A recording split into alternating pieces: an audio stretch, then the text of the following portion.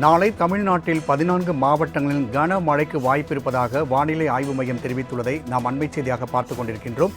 மேலும் கூடுதல் விவரம் செய்தியாளர் செலினா வழங்க கேட்கலாம்.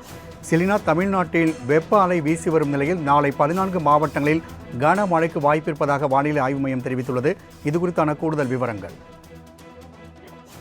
தமிழகத்தில் கோடை காலம் தொடங்கி இருக்கக்கூடிய நிலையில் பல்வேறு மாவட்டங்களில் தொடர்ச்சியாகவே கன வெயில் என்பது அடித்து வருகிறது. இந்த நிலையில் தொடர்ச்சியாக ஒரு சில மாவட்டங்களில் 2-3 நாட்களாகவே மழை பெய்து வரக்கூடிய நிலையில் நாளை மற்றும் நாளை மறுநாள் தமிழகத்தில் பல்வேறு மாவட்டங்களில் கனமழைக்கான வாய்ப்பு இருப்பதாக சென்னை வானிலை ஆய்வு மையம் தெரிவித்திருக்கிறது. குறிப்பாக வேலூர், திருப்பத்தூர், கிருஷ்ணகிரி, தர்மபுரி, சேலம், ஈரோடு, நீலகிரி, கோவை, திருப்பூர், அதே போல திண்டுக்கல், தேனி, விருதுநகர், தென்காசி, திருநெல்வேலி ஆகிய 14 மாவட்டங்களில் நாளை கனமழைக்கான வாய்ப்பு இருப்பதாகவும், அதே போல 9ஆம் தேதியை பொறுத்தவரையிலும் நீலகிரி, கோவை, ஈரோடு, திண்டுக்கல், தேனி, விருதுநகர், தென்காசி, திருநெல்வேலி ஆகிய மாவட்டங்களுக்கு மழைக்கான வாய்ப்பு இருப்பதாக சென்னை வானிலை ஆய்வு மையம் தெரிவித்திருக்கிறது.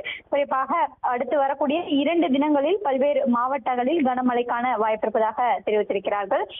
அதே போல வெயிலின் எச்சரிக்கை என்பது இன்று தமிழக உள் மாவட்டங்களில் ஓரிரு இடங்களில் வெப்ப அலை வீசுவதற்கான வாய்ப்பு இருப்பதாகவும், 7ஆம் தேதி மற்றும் 8ஆம் தேதி அதிக வெப்பநிலை மற்றும் அதிக ஈரப்பதம் இருக்கும் பொழுது தமிழகம், புதுவை மற்றும் காரைக்கால் ஆகிய பகுதிகளில் அசௌகரியம் ஏற்படுவதற்கான வாய்ப்பு இருப்பதாகவும் தெரிவித்திருக்கிறார்கள். சென்னை மற்றும் புறநகர் சென்னையை பொறுத்தவரையிலும் அடுத்த 24 மணி நேரத்திற்கு வானம் ஓரளவு மேகமூட்டத்துடன் காணப்படும். அதிகபட்சமான வெப்பநிலை 37 டிகிரி செல்சியஸ் மற்றும் குறைந்தபட்சமான வெப்பநிலை 29 டிகிரி செல்சியஸாக இருக்கக்கூடும் என்றும் வானிலை ஆய்வு மையம் எச்சரிக்கை விடுக்கப்பட்டிருக்கிறது. தமிழ்நாட்டில் மேற்கு தொடர்ச்சி மலை ஒட்டிய மாவட்டங்கள் மற்றும் உள் மாவட்டங்களில் நாளை மற்றும் நாளை மறுநாள் கனமழைக்கான வாய்ப்பு இருப்பதாக வானிலை ஆய்வு மையம் தெரிவித்துள்ளது. தகவலை பதிவு செய்தமைக்கு நன்றி நந்தினி.